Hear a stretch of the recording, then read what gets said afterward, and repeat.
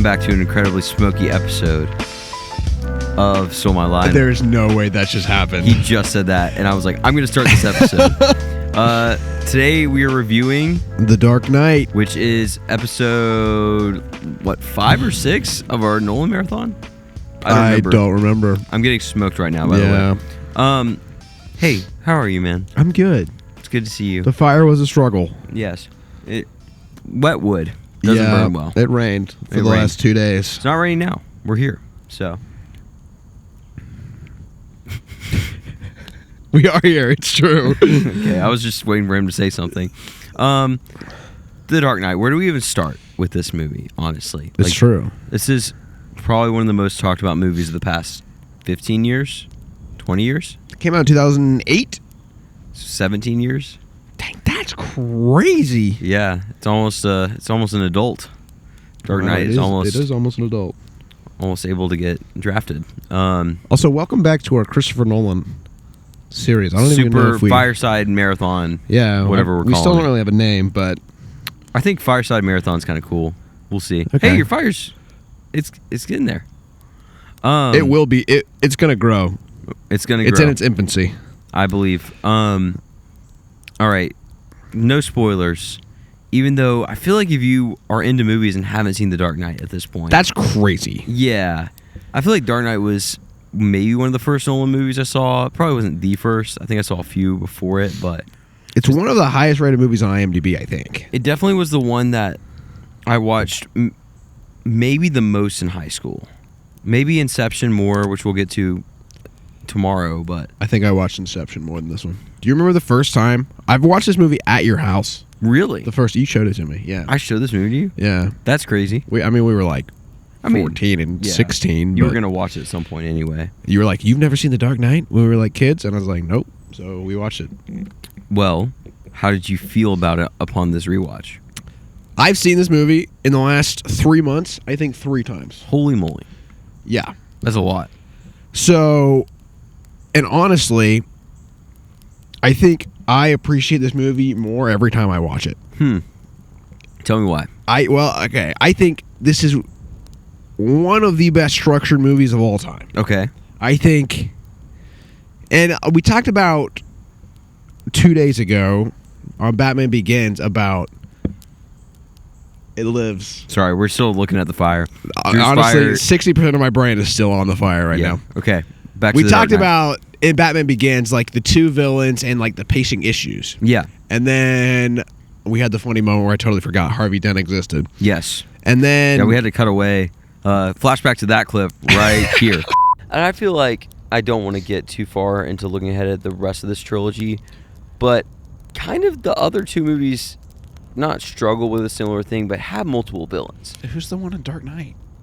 Well, you have the Joker, but then you also have Two-Face. Oh, yeah, duh. All right, welcome back. That was a clip. Oh, my gosh. Yeah, Drew I was like, yeah, every one of Nolan's Batman movies has multiple villains. And he was like, what? I was like, who's the one in the Dark Knight? I'm like, it's literally Harvey Dent. Which he doesn't start out as a villain. It's true.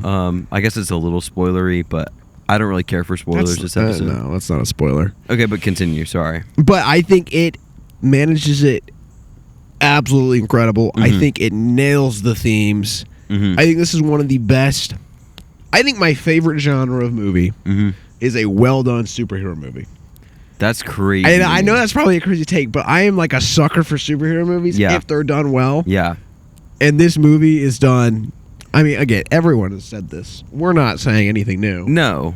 But this movie is just done so phenomenally well. I don't think this is a hot take at all for me to say that this is the best superhero movie ever made. And I know that there's other great ones. I know you're going to mention Spider-Verse or Spider-Man. Right. No, Spider-Verse for sure is what I'm thinking of. Yeah, but this movie is better. Because Spider-Verse is a great achievement on its own. But this movie, for its time, basically pioneered like a serious superhero movie that wasn't too campy. I think it's true. Because Nolan's trilogy is so grounded, and then obviously Heath Ledger's Joker is amazing. Like one of the best villains ever. Yeah. Like this movie, I mean, if it's not your number 1, like it's got to be number 2 or 3. It's in the top 3. But I can completely agree. I will say it's number 1 personally. Like, I think that this movie is better than any other superhero movie. Comment or shoot us a DM. Comment below if you agree or disagree. I know there are other great ones. I'm not hating on other superhero movies. I just think this is the best one. Okay. I'm so interested to hear your reaction to my question. Okay. I think, and this is me personally, personal opinion, I think the Batman is better than the Dark Knight. No, it's not true. Now, I think it is, though. We need to debate this after we review the Batman, because I haven't seen the Batman, I think, since you and I saw it in theaters. And I love What? I watched like half of it a few months ago. That is crazy. I still love the Batman. I think that this is a better movie. The Batman wouldn't exist without the Dark Knight. I agree, but that's not a fair comparison. No, I mean, here's what I think. I think that the Batman is great. Yeah. But it's also, like, there are areas where the Batman comes up short. I know a lot of people cite Bruce Wayne's character development.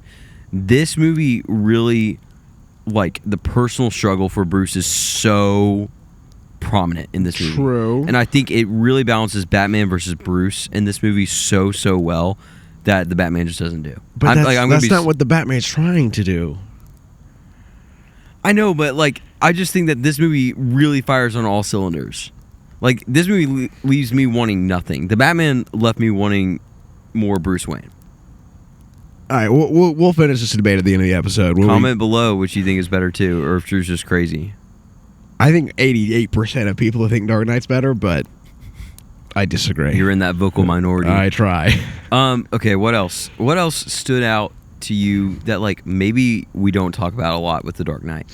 I think like, obviously Joker, that villain performance from Heath Ledger, iconic. Yeah. I think Harvey Dent's arc is my favorite part of this movie, and it's rarely talked about. Yeah, I agree. It's like everyone loves the Joker and his performance, and it's great for sure. Mm-hmm. But I think what makes this movie what it is for me is Harvey Dent's arc, and, like, the Joker's goal is, can I corrupt the most good thing in Gotham? Yeah.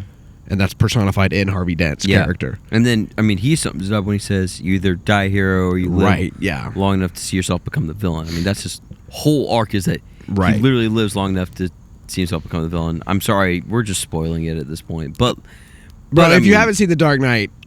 Should we just rip off the spoiler Band-Aid? Yeah, we should. All right, go watch it if you haven't seen it for some reason. I don't know why you're still listening to us. Yeah. Check in for The Dark Knight. And then... Yeah, so he becomes Two-Face. Yeah, he's Two-Face, by the way. Yeah, which, again, most people know. Most people know just reading comics, too. Yeah. Yeah, I think that his arc is maybe not the heart of the film, but... I think Harvey Dent is the heart of the film. Mm-hmm. I think all their characters are orbiting around Harvey. Mm-hmm. Yeah. I definitely agree. And, I mean, his downfall... Because Joker does so much to try to basically turn Gotham against itself, but the whole time he's doing all these setups to turn Gotham against itself, he's really just corrupting Harvey, the entire time. Right, and that's characterized when he kind of creates the choice between Rachel and Harvey. And I will say, like, Nolan, I mean, killing off Rachel, crazy. It's like such a crazy move. Insane. And it honestly hasn't been topped in any other superhero movie. Yeah, because I feel like there was so much emotions. Like, this wasn't a shock value thing. Yeah. This was like the bad guy wins kind of thing, you know? And she's just gone. It's just like such a gutsy play from Nolan. Mm-hmm. And I think Jonathan Nolan also wrote this. Maybe. Yeah, he did. They both wrote it. And one other. And David S. Goyer and Bob Kane. I don't know. Wait, Bob Kane created Batman. Never mind. Gutsy play from all three. Yeah. To kill off the main love interest. Yeah. I mean, it's like I mean, you look at, like, Spider-Man, Raimi Spider-Man 1 kind of started like you have a choice. Yes. But then every superhero ever has been able to do both. Yes. And they save the girl and they save the carriage of people and happily ever after. Yes. For the most part. Which is kind of what Batman does in Batman Begins, too. Which we can talk about because we just reviewed Batman Begins. I think Batman's failure makes this movie great. And, like, does it flash back at some point in the movie? Maybe I'm thinking of Rises. I just watched Rises too, so I'm like, these movies are kind of melding in my brain a little bit. But where it flashes back and it's the Batman Begins thing where he's in the well. Yeah, and his dad's like, "What do you do?" That's Rises. It's Rises, but still, I feel like that theme is still in this a lot. Like, what do you do what do we do when we fall? We get back up, kind of thing. I still feel like that's a prominent theme, even though we didn't flash back to that. I agree. Movie. Yeah. So, kind of talking about Batman Begins, because we watched Begins and now Dark Knight kind of close together, which I don't know if I've ever really done. How do you think this movie compares to the first one? I was thinking about this. It is night and day different in my opinion. Okay, why? Well, I think, and I don't know if it's fair to compare the two, because Batman Begins is an origin movie. It's like comparing Spider-Man 1 versus Spider-Man 2, right? It's like I feel like origin movies you have to take kind of with a grain of salt and be like, there's a lot of setup that needs to happen, so you just let it play out, and then you get to the good part, which is like the last half, the last 3/4, whatever. And then the second movie has the potential to step up to the plate and swing big. Yeah. But I mean, you look at like the pacing issues of Batman Begins, some of the like lack of villains with Scarecrow, where like we wanted more, like either villain in Batman Begins isn't super fleshed out. Yeah. All of that is gone. Yeah. I mean, and the whole thing with the Joker is that you don't get a lot of who he actually is. He is literally just the embodiment of chaos. Like, I mean, everybody talks about this too, but when he's talking about his scars, he has multiple stories for how he gets his scars. Like, Nolan doesn't delve into why he is how he is, and then it's just summed up in Alfred's line where he's like, "Some men just want to watch the world burn." Yeah. And the writing for this movie is incredible in characterizing the Joker as just a guy who wants to see the world burn. Like, he just wants to tear down society just because he kind of finds it fun, which is crazy and super interesting. So, why do you think movies have like lost that? I mean, I think we look at like Darth Vader, and I'm talking like strictly first 3, 4, 5, and 6 Star Wars. Look at the Joker. We look at some of these villains who are just evil for the sake of it, and it's like we don't see that. Everyone needs a backstory. Everyone needs a sympathetic. Everyone's an anti-hero kind of. Yeah, I mean, it's tough because sometimes a great villain is relatable. Like, you look at Killmonger in Black Panther. Not that he's super relatable. I'm not going to go take over a foreign nation and use its weapons, but his motives are very understandable. So I think it makes a villain more interesting and engaging sometimes, but I think people aren't as willing to make a story about good and evil. Yeah, that's true. Like good versus evil. Everybody likes to play in these gray areas nowadays when sometimes villains are just bad guys, you know? So I think that I would like to see more of this just plain old good versus evil, and good ultimately wins, even if evil will get some punches in. Like, that's kind of been the outline of a lot of stories for thousands of years. Right. But now it's more cool and edgy to tell the gray area filled story. So I don't know. What are your thoughts on that? No, I think everyone wants to be relative and edgy, and I think you nailed it. I think. And I don't know, maybe to some degree the stark good versus evil trope has been played out, and people are looking for a new spin. But I think the classics are classics for a reason. Right? Yeah. Okay, I have a question. This is so like gear shift. Okay. So we just watched Batman Begins. We just watched Dark Knight. Yeah. What do you think of Maggie Gyllenhaal being Rachel in this movie? Recast. Rachel is recast.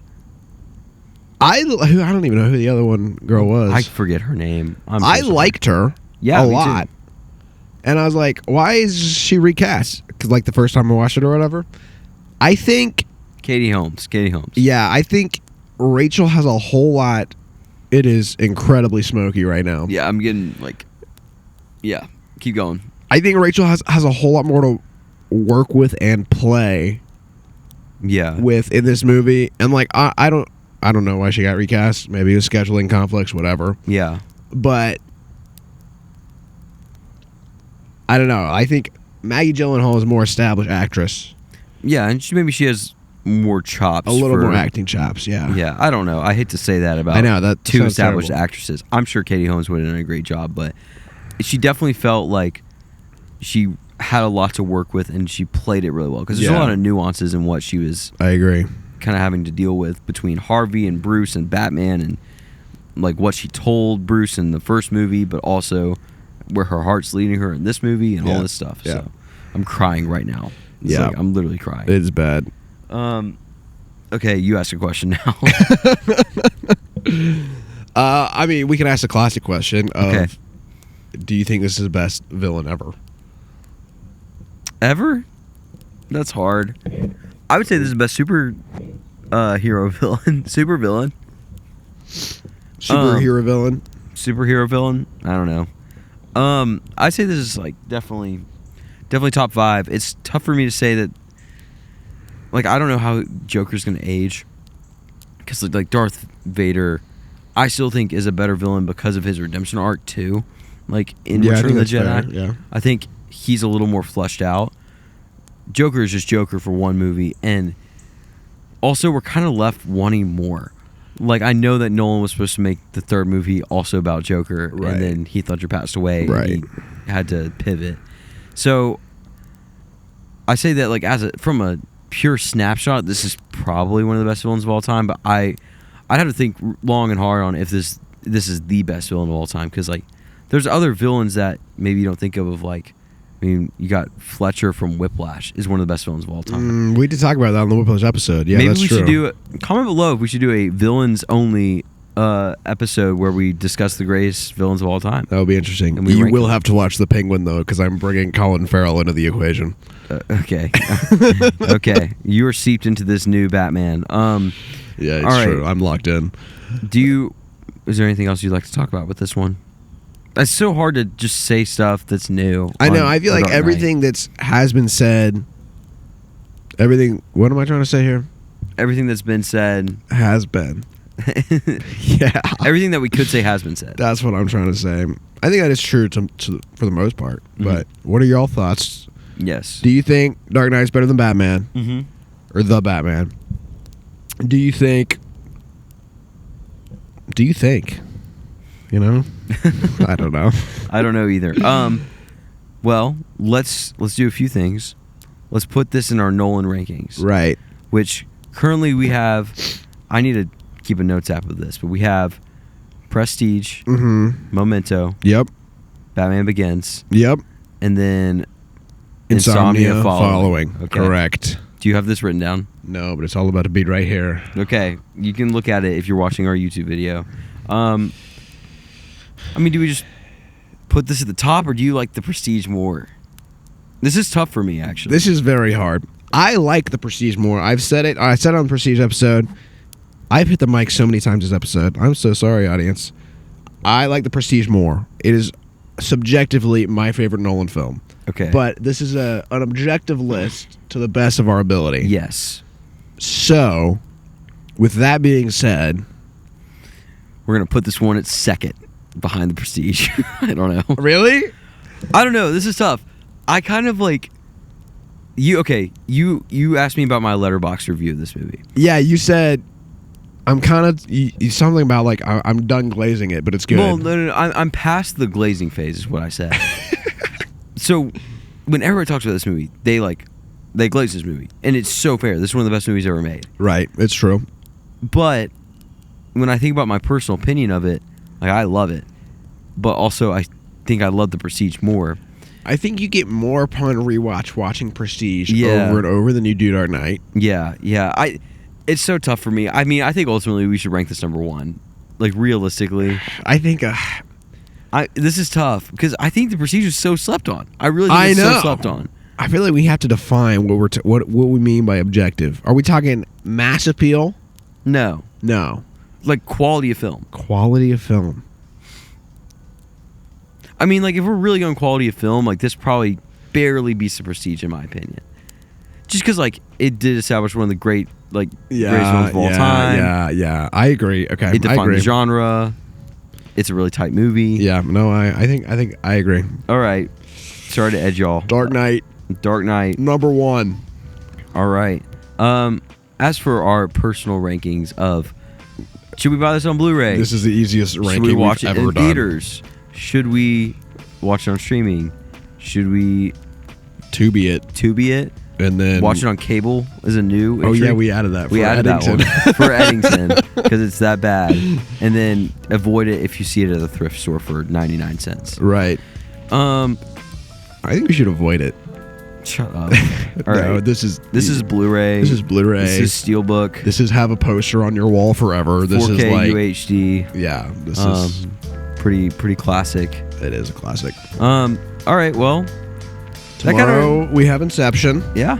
And I'm so stoked to talk about Inception. Really? Yeah. I think for the next 3 episodes, there will be lots of disagreements between us. We are in a gauntlet right now, by the way. Like, We're filming 4 episodes in a row. well, yeah, but Dark Knight, Inception, Dark Knight Rises, Interstellar. yeah, it is pretty wild. Holy moly. Holy moly.